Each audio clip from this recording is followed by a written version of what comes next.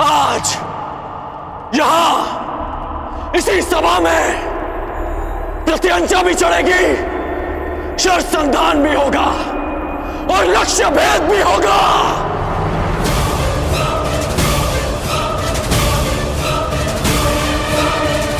मैं परशुराम शिष्य राधेकर ये लक्ष्य भेद स्वयं करूंगा।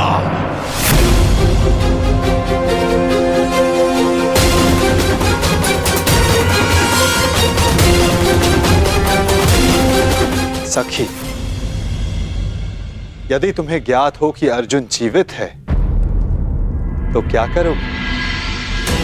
वो सब जो मेरे जीवन का उद्देश्य पूरा कर सके, जो कि अर्जुन से विवाह के पश्चात ही संभव है। तो फिर देखो सखी, वो तीसरा वीर जो इस परीक्षण में सफल हो सकता है,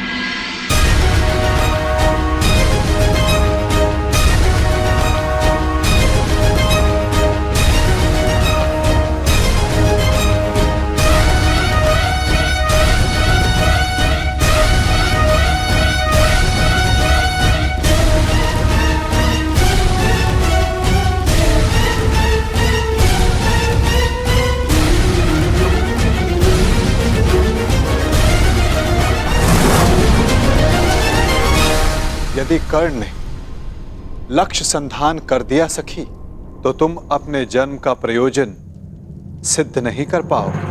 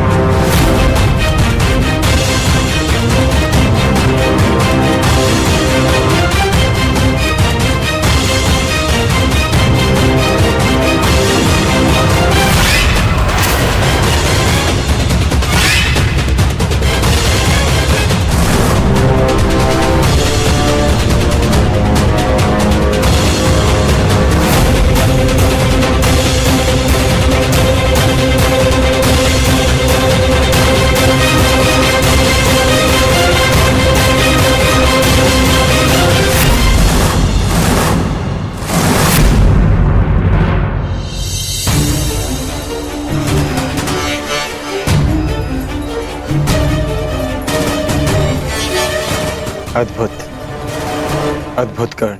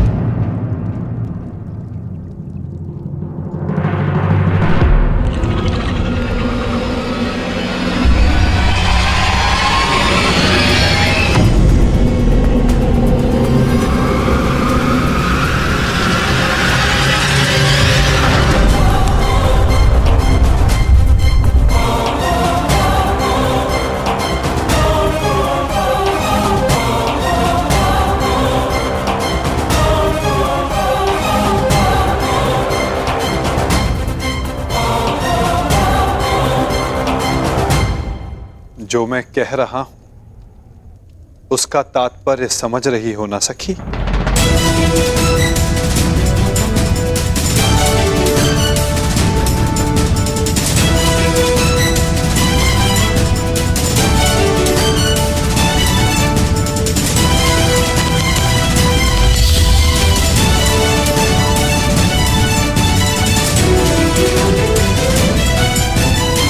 बिना देखे आपने लक्ष्य संधान कैसे किया? आपके नेत्रों में देखकर।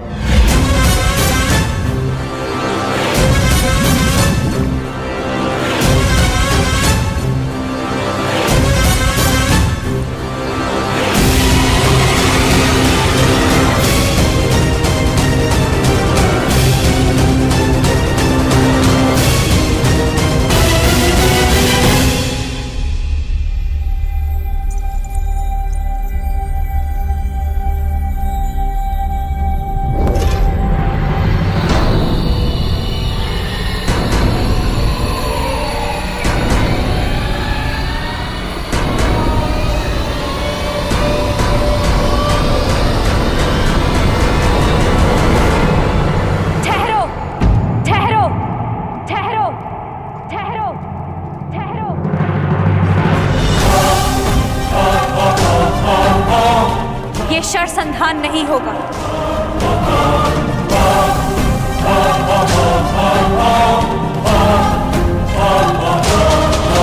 परंतु क्यों?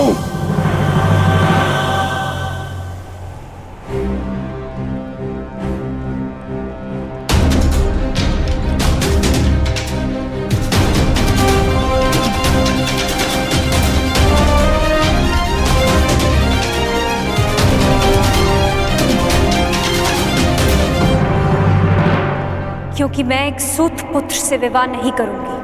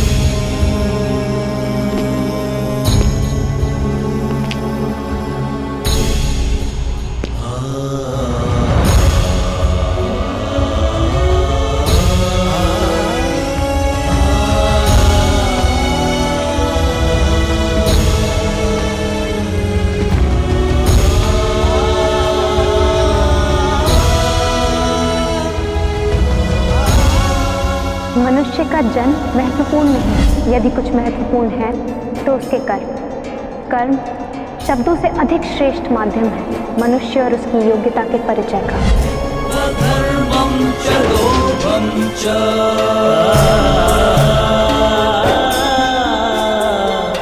मोहं चोऽध्यमस्थितः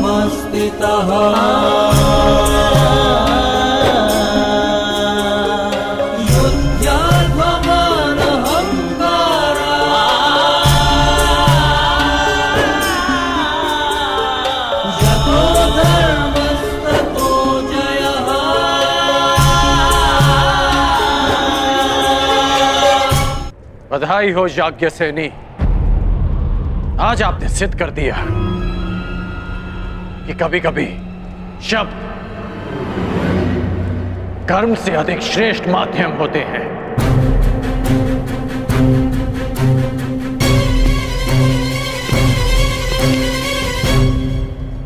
व्यतीत ना होकर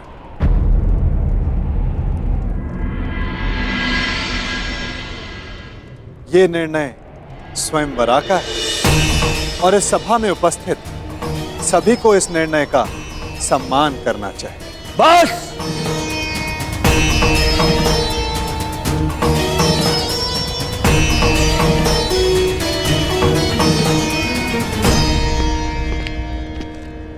पांचाल नरेश बस। ये कैसा खेल है? आप अपनी पुत्री का विवाह करवाना चाहते भी थे या नहीं?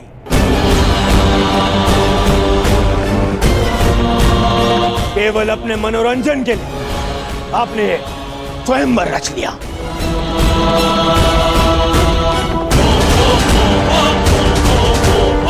आपने आर्यव्रत के बड़े बड़े शूरवीरों को यहां आमंत्रित किया। किसी को ज्ञात भी नहीं था कि परीक्षण में होने क्या वाला है। फिर एक विचित्र सी शर्त रख दी आपने स्वयंवर की, और जब अंगराज इस परीक्षण में सफल होने वाले थे तो आपकी पुत्री द्रौपदी ने इन्हें रोक दिया।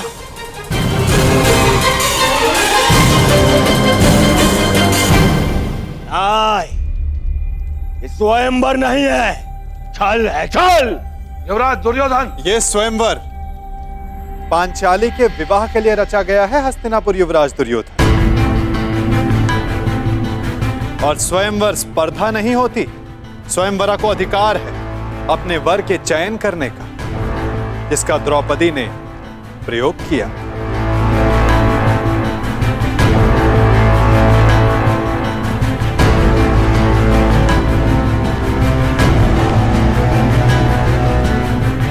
और रही बात छल की राजकुमार दुर्योधन, तो छल किसने किया, कहां किया, कब किया, उस विषय में कदाचित आप इस भरी सभा में बात नहीं करना चाहेंगे, है ना युवराज दुर्योधन?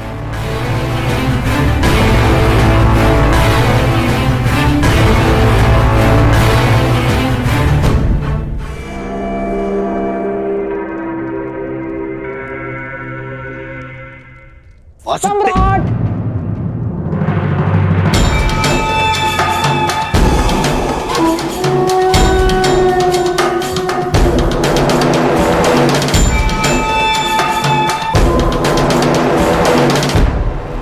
मैं यहां उपस्थित सभी राजवंशियों की ओर से कुमारी द्रौपदी के निर्णय का समर्थन करता हूं।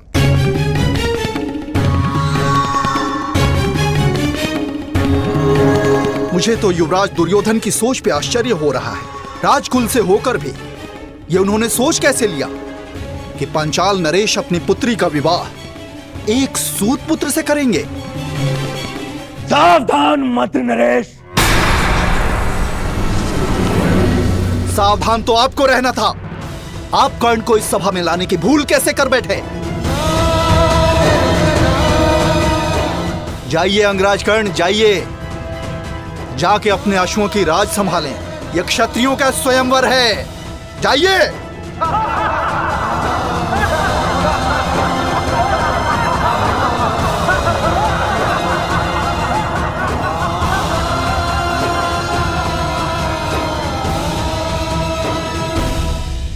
हाँ, हाँ, मैं एक सूत पुत्र हूं।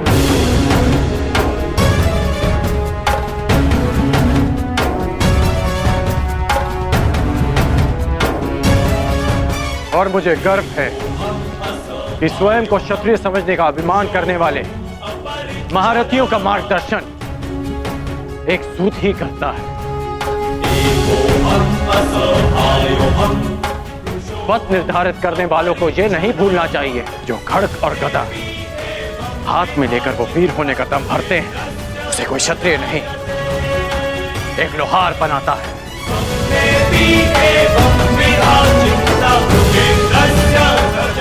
जो अन्न वो खाते हैं उसे किसान उपजाता है।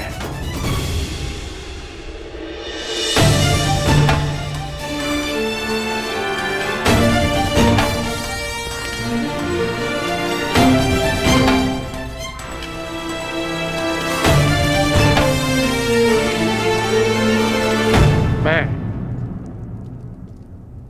मेरा उपहास उड़ाने वालों से व्यथित नहीं हूं, क्योंकि मैं इनकी सोच वर्षों से जानता हूं।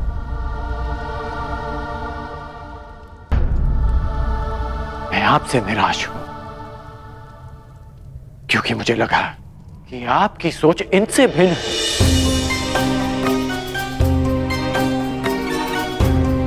इस अपमान को सहने की क्षमता स्वयं में लाने के लिए मुझे वर्षों लग गए, परंतु आश्चर्य इस बात का है कि एक सूत का अपमान करना, उससे घृणा करना, कुछ दिन पहले जन्मी पांचाली इतना शीघ्र सीख गए? कैसे?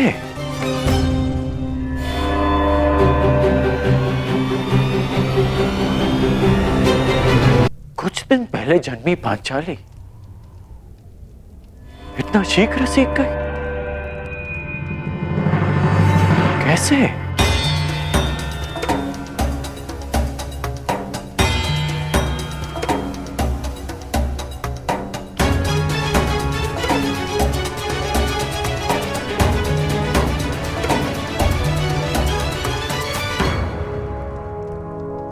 कुछ दिवस पूर्व किसी ने मुझसे कहा था कि हर कर्म अपना परिणाम साथ लेकर चलता है।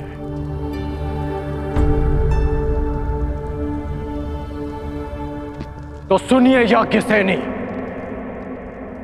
कि जो आज आपने मेरा अपमान किया, उस अपमान का परिणाम आपको अवश्य मिलेगा।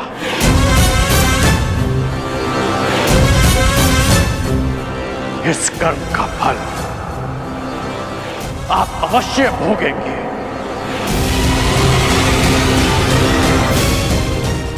आपके शब्दों के गूंज का नाद जीवन भर आपको सुनाई देता रहेगा।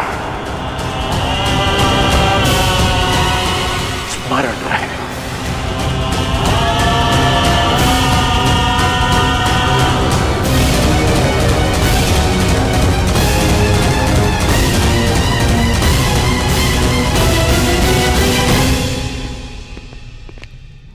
क्षत्रिय वीरों की सूची पूर्ण हुई पांचाल नरेश।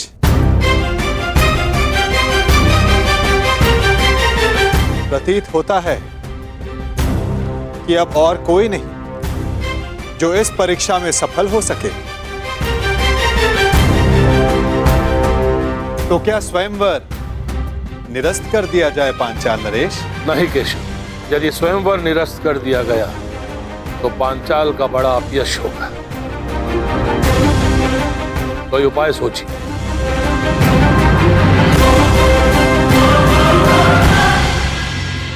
शांत हो जाओ मेरे होने वाले सम्राट। देखो कर्ण, इस स्थिति में केवल एक ही उपाय है।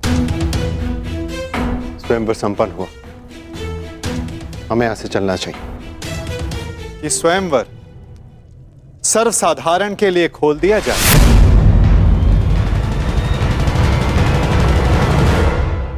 किसी को भी लक्ष्य भेद करने का अधिकार और अवसर दिया जाए।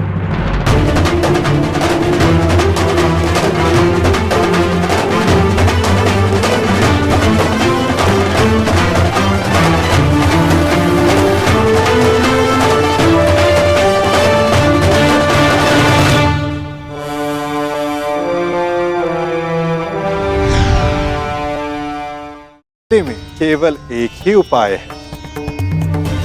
स्वयंवर संपन्न हुआ, हमें यहां से चलना चाहिए। कि स्वयंवर सर्वसाधारण के लिए खोल दिया जाए। किसी को भी लक्ष्य भेद करने का अधिकार और अवसर दिया जाए।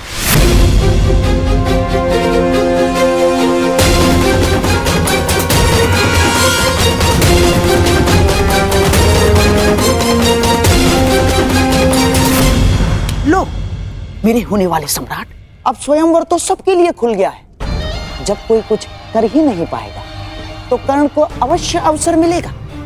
हमें यहाँ रुकना चाहिए। नहीं मामाश्री, यदि अब हम पांचाल में रुके तो केवल एक ही कारण होगा, और वो युद्ध है, अन्यथा नहीं। चलिए यहां से।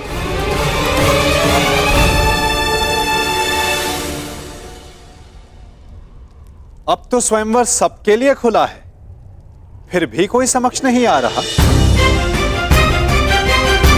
क्या मेरी पुकार योद्धाओं तक नहीं पहुंच पा रही?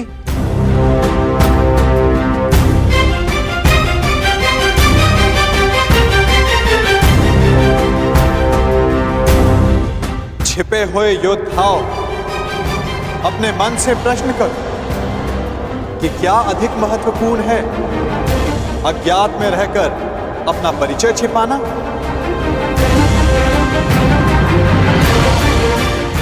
पराक्रम से अपना अधिकार पाना, अपनी श्रेष्ठता सिद्ध करना? क्या कोई योद्धा नहीं जो ये लक्ष्य साध सके? क्या किसी की भुजाओं में बल नहीं? यदि है तो मैं उसका आवाहन करता हूं।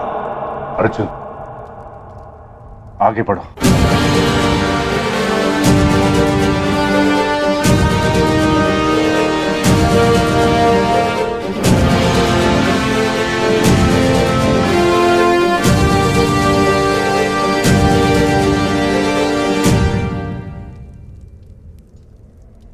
ये लक्ष्य मैं साधूंगा।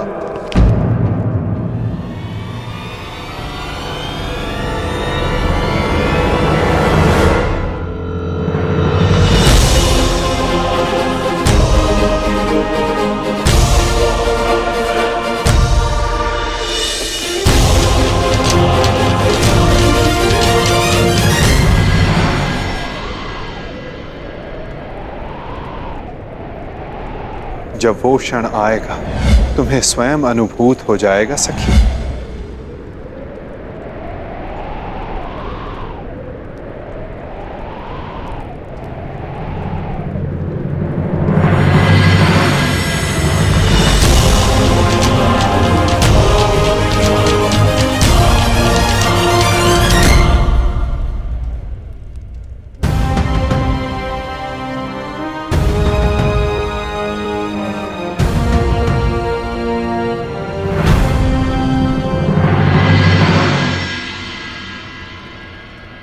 पहले एक सूत पुत्र आया और अब ब्राह्मण। सत्य कहा था देवकी नंदन ने, ये स्वयंवर तो अविस्मरणीय रहेगा।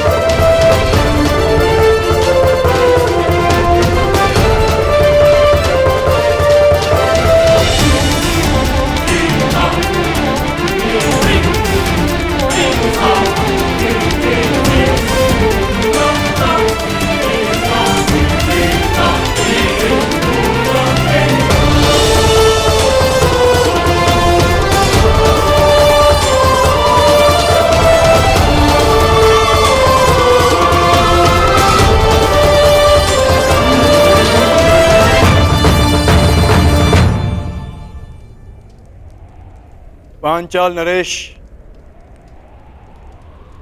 लक्ष्य संधान की अनुमति चाहूंगा। ब्राह्मण देवता, आप भूलवश यहाँ आ गए हैं। यज्ञशाला दूसरी ओर है और भिक्षादान द्वार पर हो रहा है। जाइए। सुना है ब्राह्मणों के श्राप में बड़ी शक्ति होती है। ऐसा ना हो कहीं इस मीन को श्राप देकर नीचे गिरा दें।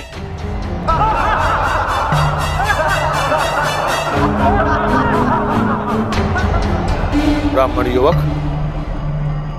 क्या तुम विवेक से यह निर्णय ले रहे हो? कदाचित तुम्हारी शिक्षा दीक्षा, पालन पोषण इस परीक्षा के अनुरूप नहीं है। यहां उपस्थित सारे योद्धाओं का परिणाम तो तुम देख ही चुके हो।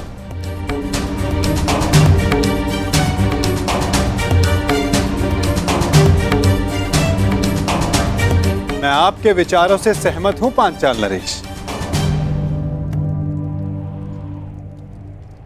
परंतु ब्राह्मण के बल पर संदेह नहीं करना चाहिए।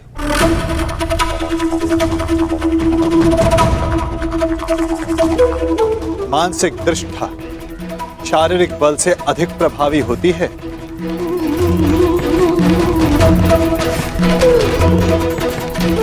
दिव्य अस्त्र का आवाहन करने वाले मंत्र ब्राह्मणों की शक्ति होती है। और फिर श्री परशुराम भी ब्राह्मण ही तो हैं। क्या उनकी शक्ति पर किसी को संदेह है?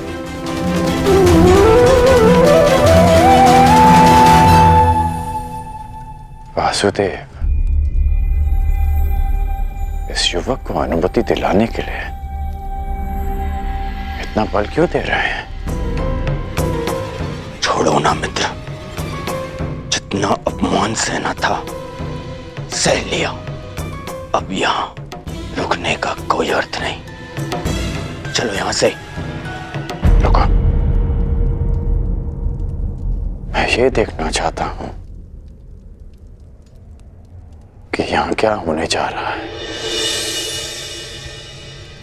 और जैसा कि मैंने पहले भी कहा पांचाल नरेश, ये स्वयंवर है। अंतिम निर्णय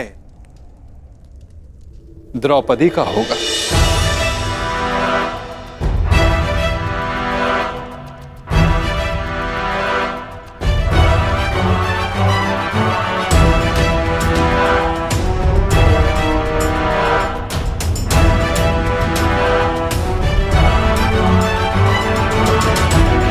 याज्ञसेनी, क्या तुम इस ब्राह्मण युवक को अपना कौशल सिद्ध करने का अवसर देना चाहोगी?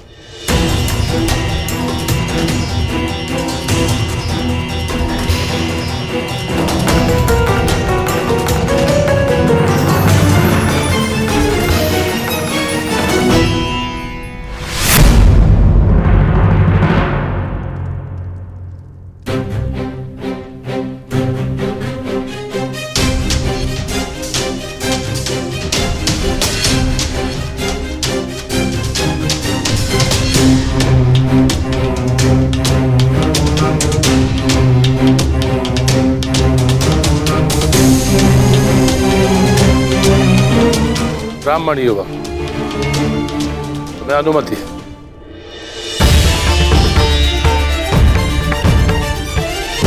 क्षमा क्षमोस्तेयं शौचमिन्द्रिय निग्रह निर्विद्या सत्यं क्रोधो अशतं धर्मलक्षणम्।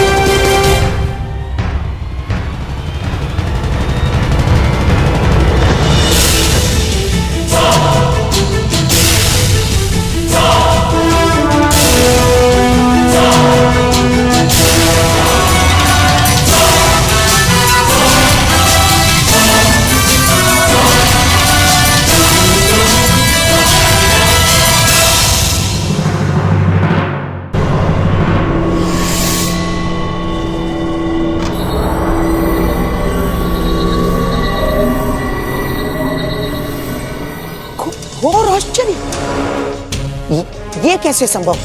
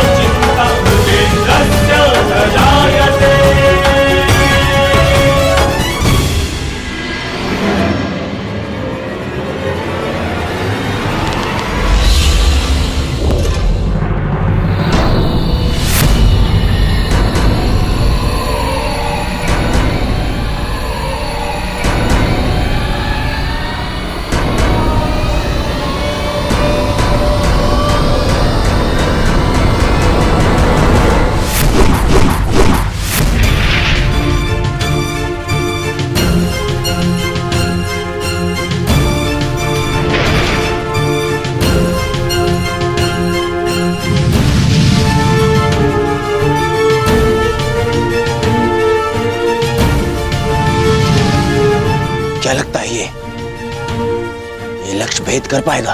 अवश्य मित्र। संधान सर्वथा उत्तम था।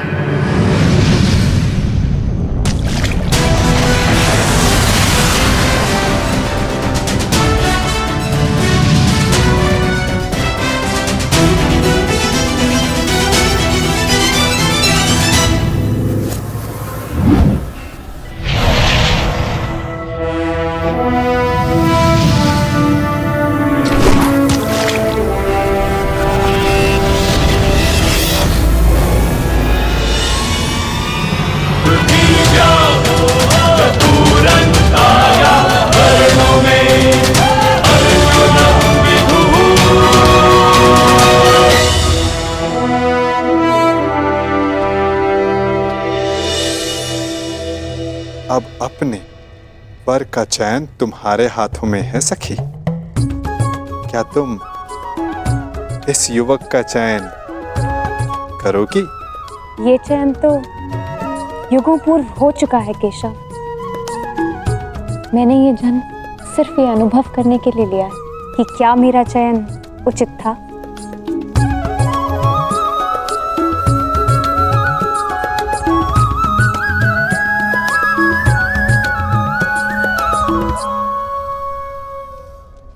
एक साधारण ब्राह्मण ने लक्ष्य भेद कर कैसे लिया? जो तुम्हारे सामने खड़ा है वो सामान्य नहीं है मित्र। कुछ तो असाधारण है इसमें।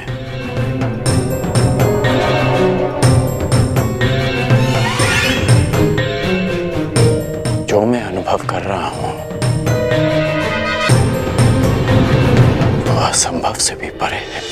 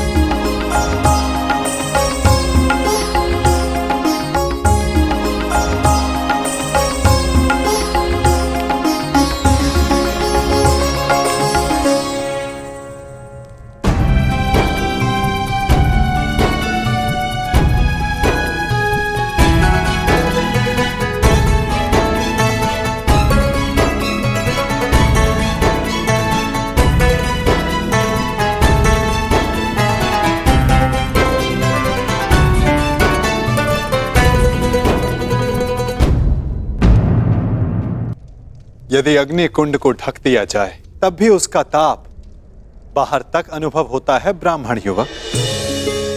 तुम्हारे भीतर की योद्धा की अग्नि को ब्राह्मण वेश रोक ना सका। और अग्नि तो पुनीता होती है। जब तक तुम्हारे जीवन का उद्देश्य पूर्ण ना हो जाए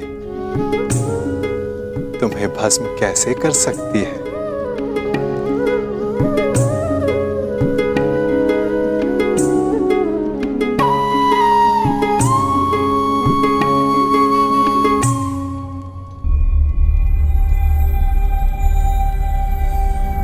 इतने विरोधियों के मध्य से स्वयंवरा को ले जाने का अनुभव मेरा भी रहा है। उस अनुभव के आधार पर तुम्हारे लिए एक सुझाव है। यहां से शीघ्र चले जाओ।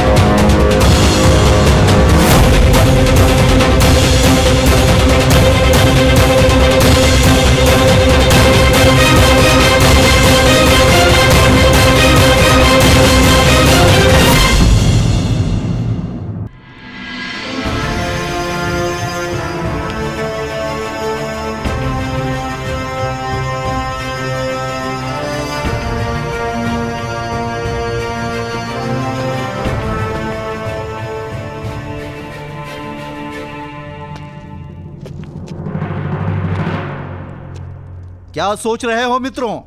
क्या मुख लेके जाओगे अपने प्रजाजनों के सम्मुख? जब वो पूछेंगे कि स्वयंवर में क्या हुआ, तो ये गाथा बताओगे कि हम महाबली एक धनुष तक ना उठा सके और हमारी नाक के नीचे से भिक्षा पे जीवन व्यतीत करने वाला एक ब्राह्मण पांचाली को लेके चला गया।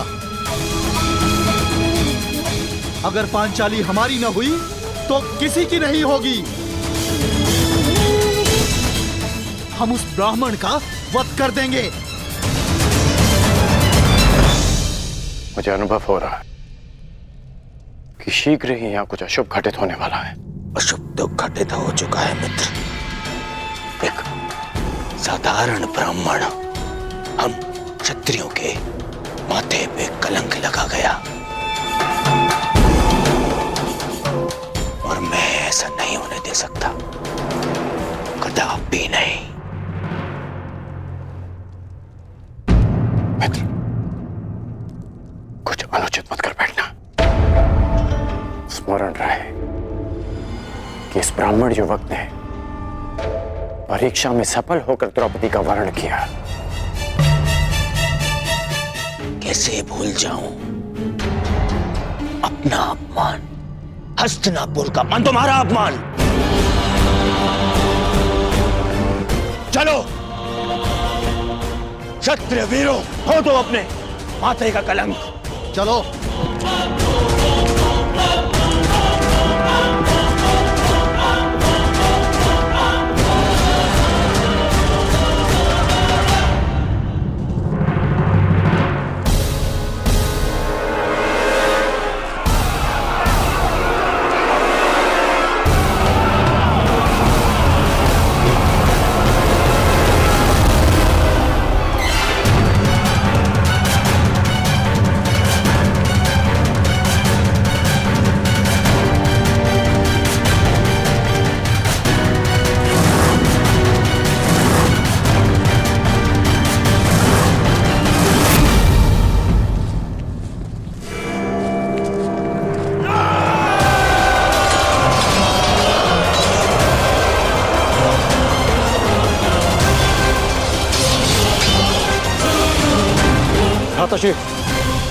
पांचाली को यहाँ से सुरक्षित ले जाइए। मैं भी युद्ध कर सकती हूँ। मुझे तुम्हारी क्षमता पर संदेह नहीं है पांचाली, परंतु तुम्हें भी अपने वर की योग्यता पर संदेह नहीं होना चाहिए। जब तक मेरी भुजाओं में बाण चलाने की शक्ति और छाती पर घाव सहने की क्षमता, तुम्हें अस्त्र उठाने की आवश्यकता नहीं पड़ेगी।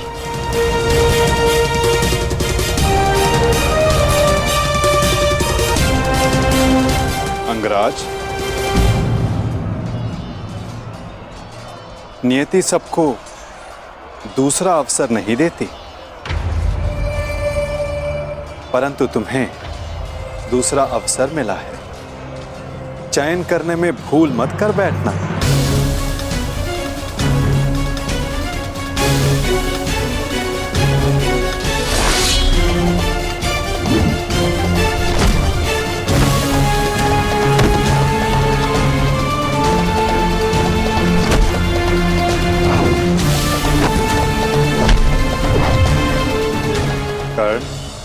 योद्धा का मन सदा युद्ध करने को ललायित रहता है, परंतु जैसे मैंने जरासंध से कहा था कि योद्धा वही होता है जो जब तक हो सके युद्ध को टाले। आपने एक और बात कही थी वासुदेव कि हम सब नियति से बंधे हैं, तो युद्ध होना है तो होगा। हाँ, कारण अवश्य भिन्न हो सकते हैं, कभी तारण तो कभी शंका का निवारण।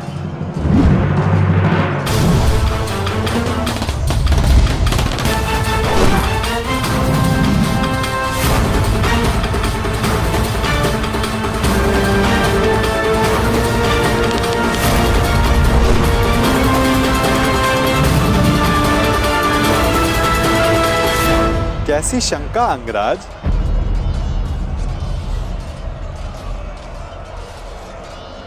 आप तो मेरा मन पढ़ सकते हैं ना वासुदेव, तो बताइए कि जो मेरे मन में चल रहा है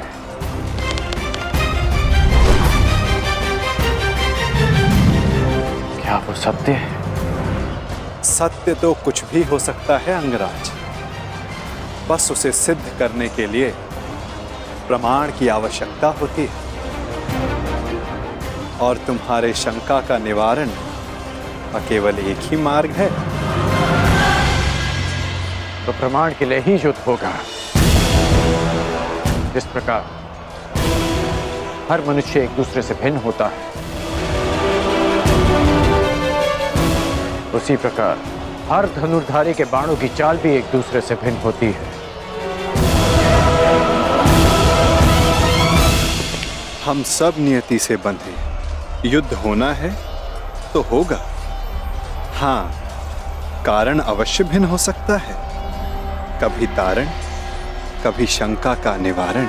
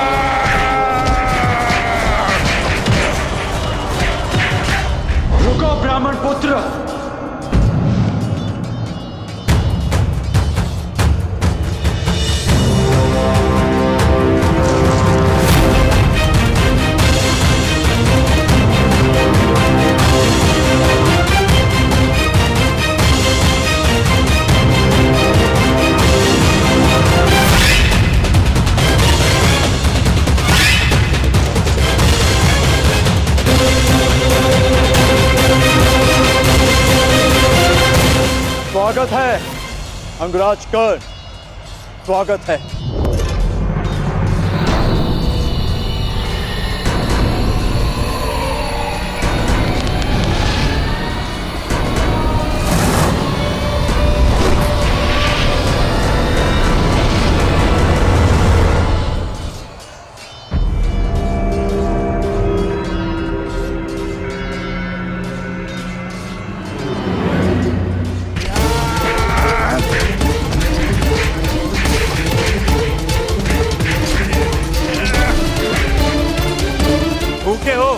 बड़े भूखे हो ब्राह्मण, अब ये वृक्ष उखाड़ रहे।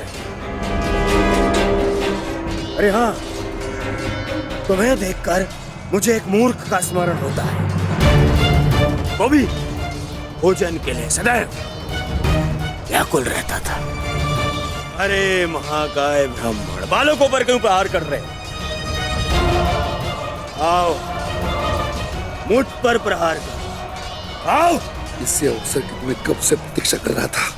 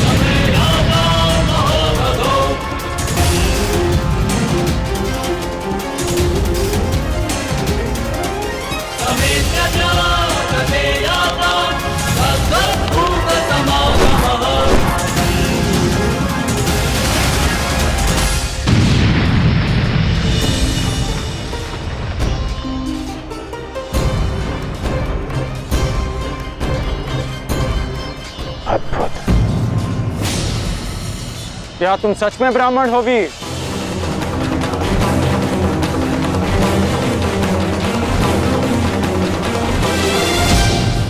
क्या तुम सच में ब्राह्मण हो वीर? सोच लो, कभी कभी असत्य वचन का बहुत भारी मूल्य चुकाना पड़ सकता है। अंगराज, युद्ध में वाणी से नहीं, धनुष से काम लो, अन्यथा यही तुम्हारे अंतिम शब्द सिद्ध होंगे।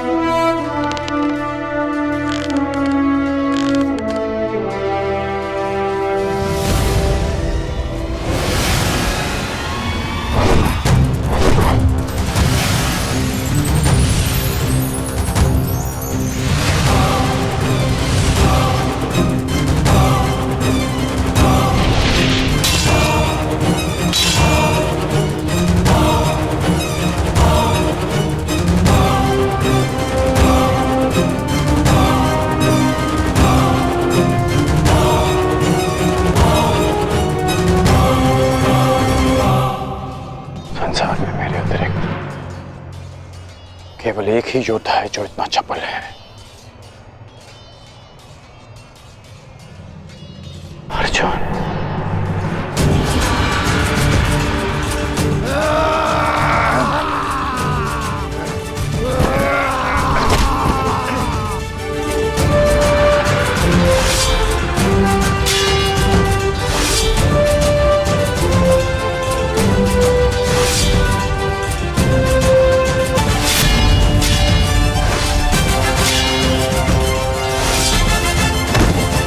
पांडव लाक्षागृह से जीवित बच निकले।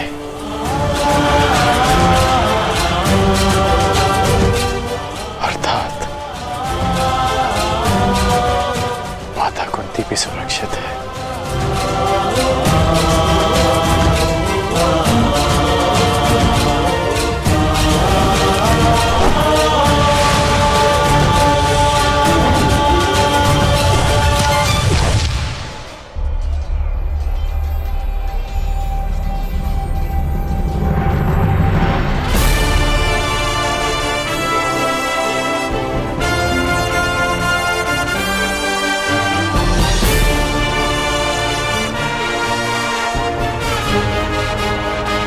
मैं समझ गया हूं कि तुम एक महान योद्धा हो ब्राह्मण, और मैं ये भी जानता हूं कि तुम्हें इस युद्ध की आकांक्षा स्वयंवर में विजय की आकांक्षा से भी कहीं अधिक है। और आकांक्षा मेरी भी यही है कि ऐसे ही एक वीर से अपना अधूरा द्वंद्व पूर्ण करूं, परंतु वो अधूरा द्वंद्व युद्ध भूमि में पूर्ण होगा, किसी अभिमानी के स्वयंवर में नहीं।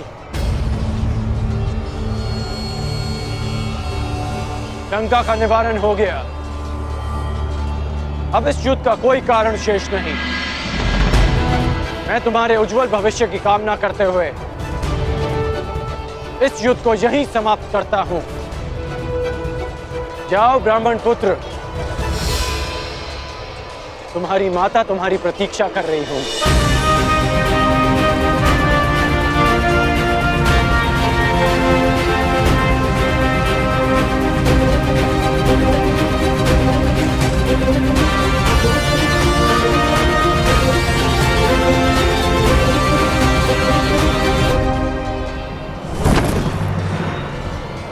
रुक जाओ मित्र, ये युद्ध यहीं समाप्त करो मित्र। विजेता को अपनी स्वयंवर आदर से ले जाने दो मित्र। नहीं मित्र, हम इन्हें मित्रों में वाद परिवाद नहीं होता। ये ब्राह्मण अपने उपहार का अधिकारी है।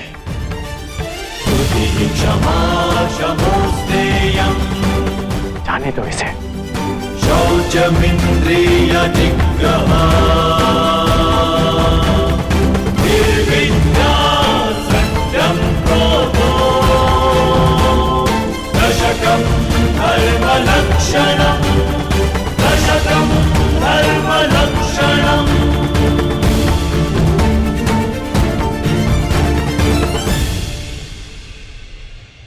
कुंती और पांडव जीवित हैं, मेरे मन से एक बोझ उतर गया। अन्यथा लाक्षागृह की वो अग्नि मेरे मन को सदैव जलाती रहती।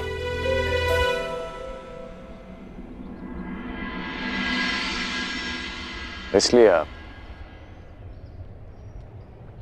पांडवों की मृत्यु की सूचना से व्यथित नहीं थे, क्योंकि आपको सब कुछ ज्ञात था। यदि ज्ञात ना भी होता तो भी व्यथित होने का कोई कारण नहीं था। कर्ण, अब तो सत्य स्वीकारिए केशव। अब समझ आया आपका वो कथन कि एक खेल प्रारंभ होने जा रहा है, वो खेल जिसका मैं भी एक पात्र हूं। अब समझ में आया कि आपने मुझे स्वयंवर में भाग ना लेने की मंत्रणा क्यों दी। अब समझ आया कि कर्म की हुंकार भरने वाले कृष्ण उस समय क्यों मौन रहे जब जन्म के कारण हरी सभा में मेरा उपहास उड़ाया गया।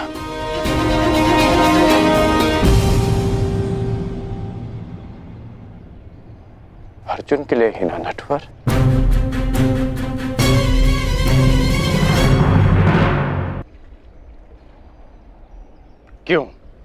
क्यों किया आपने ऐसा?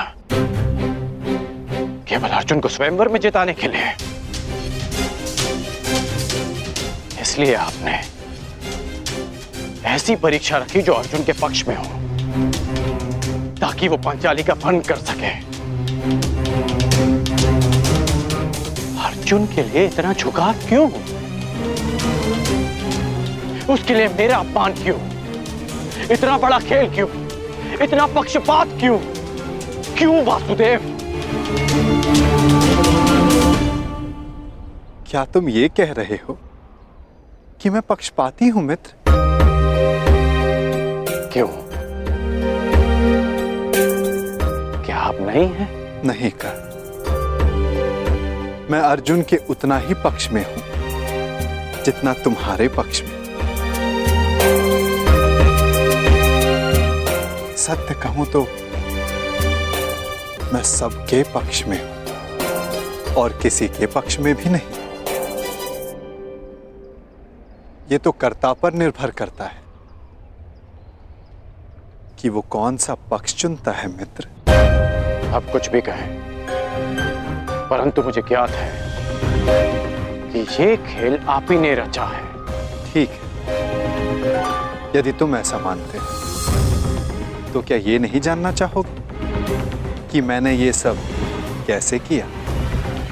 नहीं, मैं केवल ये जानना चाहूंगा कि आपने ये क्यों किया। प्रश्न बड़ा विकट है कर्ण। यदि विस्तार से इसका उत्तर दिया तो सुनने में तुम्हारा जीवन छोटा पड़ जाएगा, परंतु तुम्हारे शंका के निवारण के लिए मैं ऐसे संक्षिप्त में बताता हूं।